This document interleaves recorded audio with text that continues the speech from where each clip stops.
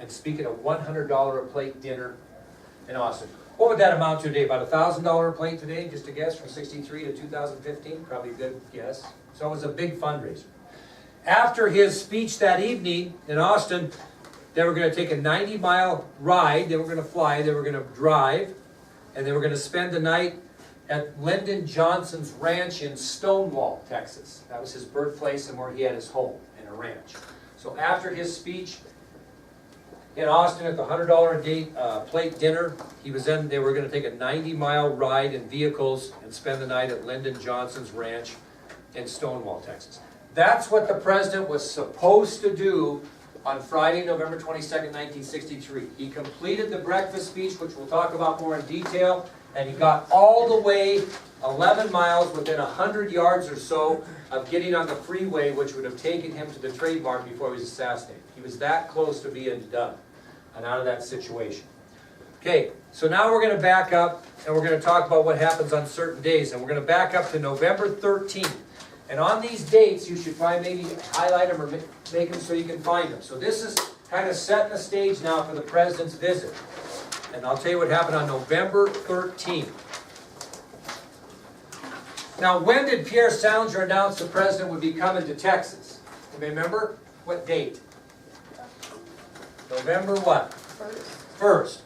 Well, it was on November 13th that the Dallas Police Department had been officially notified of the president's visit, that he was coming to Dallas, and they were supplied with the motorcade route that he was going to take. So it was on November 13th that the Dallas Police Department found out officially that the president was coming to Dallas, and they were also supplied with the motorcade route that the president would take from Love Field in Dallas, where he landed, through downtown Dallas to the Trade Mart. They were given that motorcade route, so they knew exactly where the motorcade was going to go. That happened on the 13th of November 1963. And as soon as the Dallas Police Department had been officially notified of the visit and got the motorcade route, they did 3 things immediately. As soon as they got the word, they did 3 things immediately.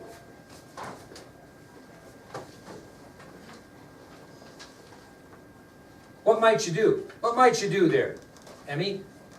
What might you do if you were the police department, you got the news? What might you do to prepare?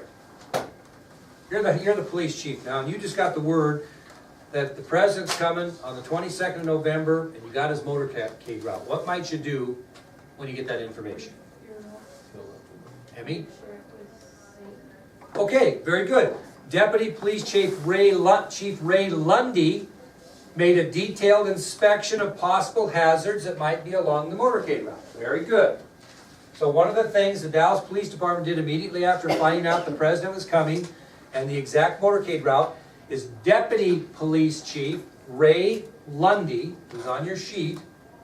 He made a detailed inspection of any possible hazards that would be along that motorcade route they received. So Deputy Police Chief Ray Lundy took it upon himself to make a detailed inspection of any possible hazards to the president on that motorcade route. What else might you do? What do you think, Glenn? What would you do if you were police chief? That made sense. You're going to inspect the route to make sure everything's okay. What else might you do, considering what some of the things we talked about? Who might you check on? And that are going to be maybe possibly in the area of Dallas. Who are you going to check on? Make sure they're not a problem. Yeah, right-wing extremists. So they made checks on all right-wing extremist organizations and people. They checked out these people to find out what they were doing or where they were going. So they made a check, double-checked on these right-wing organizations and these right-wing extremist individuals. Kept an eye on them, see what they were doing. Because are they the people that might embarrass the president? I got to tell you right now, I don't think anybody was concerned about him getting killed at this point. They were concerned about him what? Being embarrassed. Because they watched what happened to Adlai Stevenson. Okay? They don't know it yet, but these flyers and these ads I told you about are going to come out. So they're checking on that type of thing. Another thing they did is they assigned 400 police officers to the detail, to the motorcade. So 400 police officers are going to be assigned along that motorcade route to make sure that nothing's done to embarrass the president. So, because of the information they received, the Dallas Police Department, 1, made checks on all known extremist organizations and individuals. 2, Deputy Police Chief Ray Lundy made a detailed inspection of possible hazards along the motorcade route. And 3, they assigned over 400 police officers to that detail. Doesn't have to be in that order, but that's what they did. So they're preparing. Now, on Saturday, November 16th, Dallas papers, all the papers in Dallas actually published the motorcade route in the paper. Now, would you do that today? This assassination of President Kennedy changed all protocol. That wasn't unusual then. They actually published the route in the paper. Because what did the president want on the 22nd? He wanted that motorcade route just packed with what? People. He wanted to be seen in a positive light. And that's why everybody was so doggone nervous. But on the 16th of November, they published it in the paper. Everybody in Dallas knew exactly the route the president was taking from Love Field to the Stemmons Freeway exit on the way to the Trade Mart. And they wanted that because it was a campaign trip kind of, wasn't it? Okay?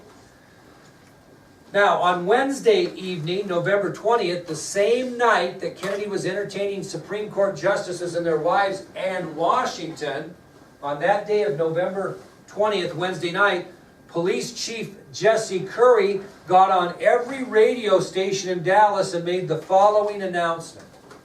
So on Wednesday, November 20th, the same night the president, he's still back in Washington, D.C., entertaining Supreme Court justices and their wives. Well, Jesse Curry, the police chief, has gotten this information the president's coming, and this is what he says to the people of Dallas on radio that night. You don't have to write it down, just listen, but it's crucial. So on Wednesday evening, November 20th, 1963, all the people in Dallas listened to a special radio message from Police Chief Jesse Curry. It also went over televisions as well, for those that had televisions. And this is what he said, and you tell me what point he's trying to get. This is what Jesse Curry said on television and radio stations across Dallas. Quote, because of the unfortunate incident which occurred here during the visit of Ambassador Stevenson, people everywhere in the world will be hypocritical of our behavior. Nothing must occur that is disrespectful or degrading to the President of the United States. All law enforcement agencies would do everything within their power to ensure that no negative accidents or incidents occur. He is entitled to the highest respect of all of our citizens. That's what Jesse Curry stated to the people of Dallas on the 20th. He's setting the stage that we are not going to tolerate anything that would make the president look what? Bad or foolish. Okay? So, on Thursday morning, November 21st, Thursday morning, November 21st, the President of the United States left Andrews Air Force Base aboard Air Force One for the trip to Texas, because he's already been to Florida, right?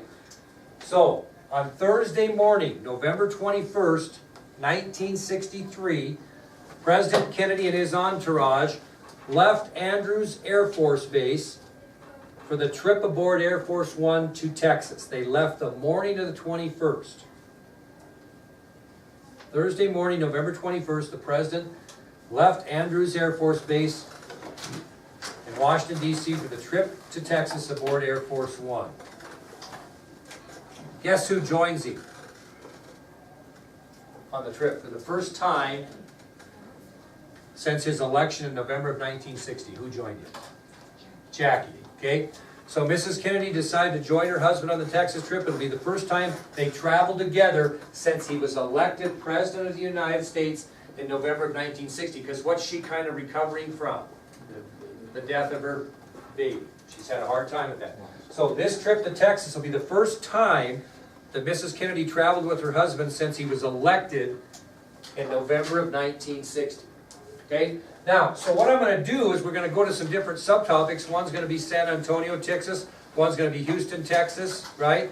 What's happening is I'm going to tell you everything the President did on Thursday, November 21st, 1963. Okay? We'll tell you what he did that date. He did a lot in one day. So that takes us to the subtopic San Antonio, Texas. they take off the morning of the 21st, and they head to where? San Antonio, Texas. Because what's he doing in Texas?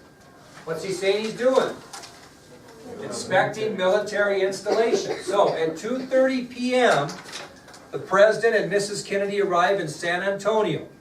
And they meet Vice President Johnson there because he had flown to Texas earlier in the week. The Vice President was already there. So he didn't fly on Air Force One with the President to Texas. He was already there. He came there earlier. So he met them in San Antonio. So President and Mrs. Kennedy arrived in San Antonio, Texas on the 21st at 2:30 p.m. And when they landed, they met Vice President Johnson there at the airport, who had already flown in earlier. He'd been in Texas for a few days. And what was Kennedy's business in San Antonio? He was going to inspect a new aerospace medical center there. He was going to inspect a new aerospace medical center there. So he's playing the political game here by inspecting military installations. This just happens to be an aerospace medical center in San Antonio, a new one. And he wanted to take it over, take a look at it, and see what it was about. So Kennedy flies into San Antonio at 2:30 p.m. and he inspects a new aerospace medical center there. Now he gave a speech there, and then he decided he was going to check out some experimental procedure they had at Brooks Air Force Base.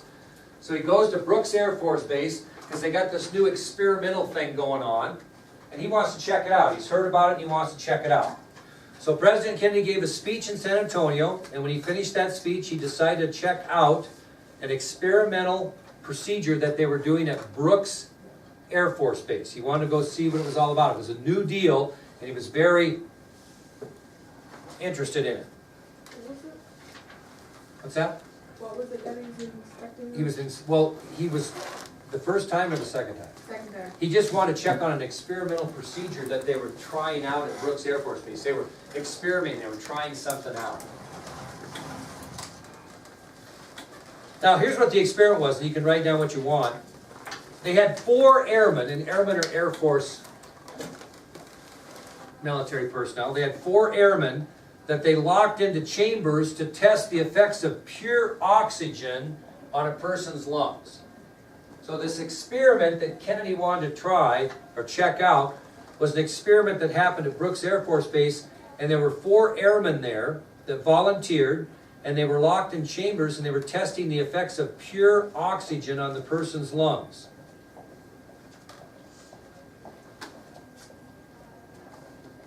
Okay? The experiment consisted of 4 airmen volunteering that were locked into chambers to test the effects of pure oxygen on a person's lungs. Now the man that was overseeing this project, this experiment, was Dr. Bill Welch. Dr. Bill Welch was the guy that was meeting with the president and explaining to him this experiment they were trying, this project. So Dr. Bill Welch was overseeing this project, this experiment, and he was the first to visit with President Kennedy about it, to kind of explain what it was and what the purpose was for it. So Kennedy visits with Dr. Bill Welch, who's overseeing the project.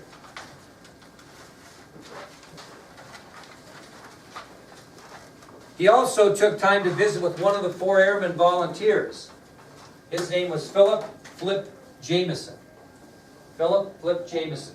And then Kennedy not only talks to Dr. Welch, the head of the experiment project, but he also wants to visit with one of the guys that volunteered or were in this chamber, and they're checking the effects of pure oxygen on a person's lungs. Now this Philip Flip Jameson, was just 17 years old. He was in the Air Force at the age of 17. And he talked to the president about what it was, like to be a volunteer in this experiment. And Kennedy was very complimentary. He complimented Jameson on serving his country at such a young age. He also said that his actions in this volunteer project were exactly what he meant when he asked people to do extra things for their country in his speech. Remember, ask not what your country can do for you, ask what you can do for your country. And he expressed to Jameson that, this is really what I'm talking about when I said that you're going out of your way to do extra things for our country. So he was quite impressed with this young man. Now, before he left, Kennedy requested to speak privately with Dr. Welch. before he left, the president asked to speak privately without all the cameras and all the photo ops with Dr. Welch. Now, what do you think this experiment's trying to figure out? They're testing pure oxygen on the lungs. So, you know, this is an Air Force base. So what are they're kind of seeing maybe what? How people will do at high altitudes, right? When they have pure oxygen on them, when they're way up high in the altitude. That was the idea behind it. But Kennedy was interested in talking to Dr. Welch about, is this something they might use in the medical field as well? Why would he be interested in seeing if this experiment, if successful, would be used in the medical field? You just got back from the hospital. And what happened at the hospital? His baby died because of respiratory distress. So this was in direct relation to the fact that he and Mrs. Kennedy had lost their son Patrick to issues concerning the newborn's lungs. He was thinking, boy, if we could have saved this boy with, you know, pure oxygen, because that time that wasn't something that you put on your lungs because it wasn't tested. That's what these guys were doing. They were testing the effects of pure oxygen on a person's lungs for the Air Force and high flights, correct? Well, he was really curious if that's something that would help someone like his son Patrick to survive his premature birth and his death because of the respiratory failure. Okay, what we'll do tomorrow then is the president's going to go from San Antonio to Houston, where he's going to again inspect some military installations, but he also is going to give a speech for a senator that's running for re-election. It's a pretty good story. So he'll go to Houston, and then what he's going to do is he's going to fly into Fort Worth, and we know what's going to happen in Fort Worth, right? He's going to give the breakfast speech and then move on to that. Okay? All right, nice job.